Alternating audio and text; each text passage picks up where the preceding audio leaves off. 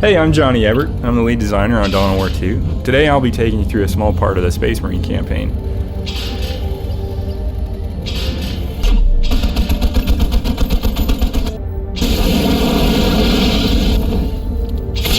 So the first thing you're going to notice about Dawn of War 2 is that cover plays a huge role now. You need to use the terrain to protect your troops from enemy fire.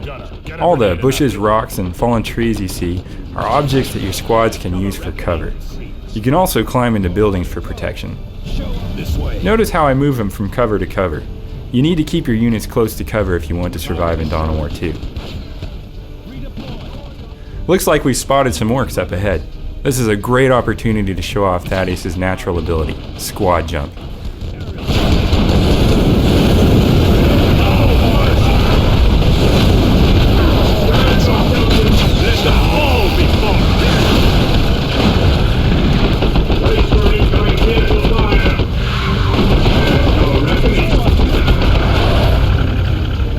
Luckily for Thaddeus, squad leaders don't die in Dawn of War 2.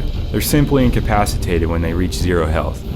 We can revive Thaddeus with another squad leader now.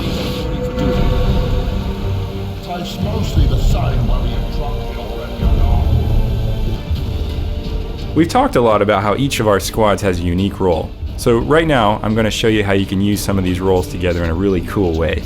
Thaddeus is going to jump into the middle of the orcs to knock them flat for a few seconds while Avitus climbs in that building they left unguarded. Then we're going to bring Cyrus and the Force Commander around from the left to finish them off. Acknowledged.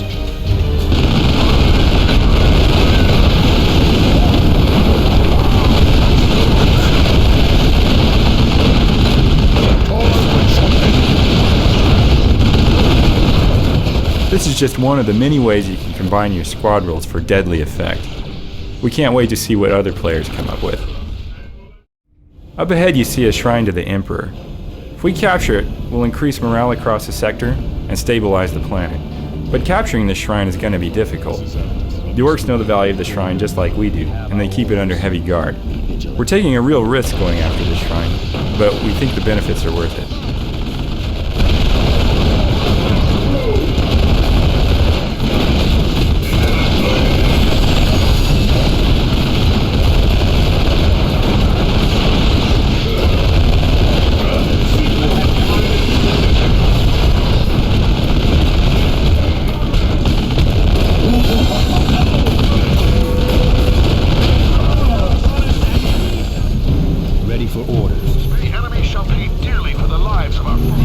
Notice how I'm also reinforcing my squads while I'm near the shrine.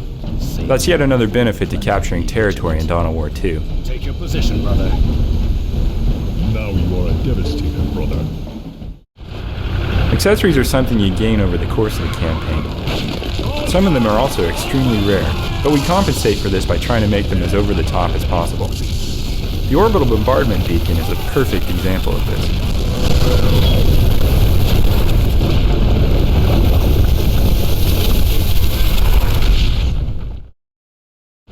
You're going to face some very deadly opponents in Dawn of War 2. And these opponents are going to challenge you in very surprising ways.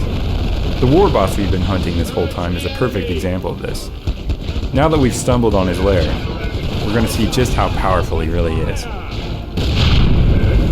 You're gonna stop. Make for the far side! Move!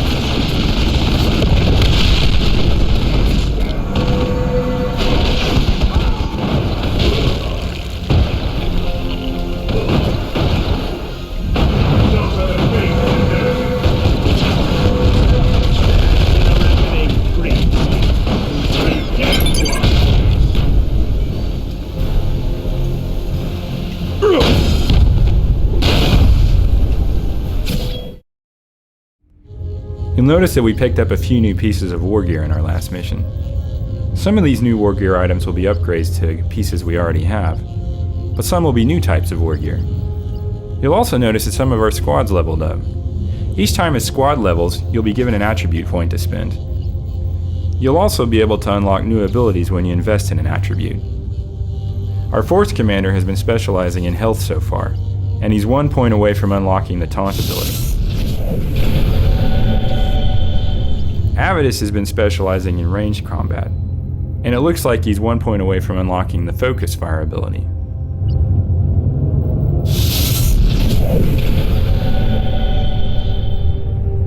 We've really enjoyed showing you this small portion of the Space Marine campaign. We can't wait to show you more later in the year. For those of you who don't already know, Dawn of War 2 will ship on the PC in early 2009. Thanks again to all the fans.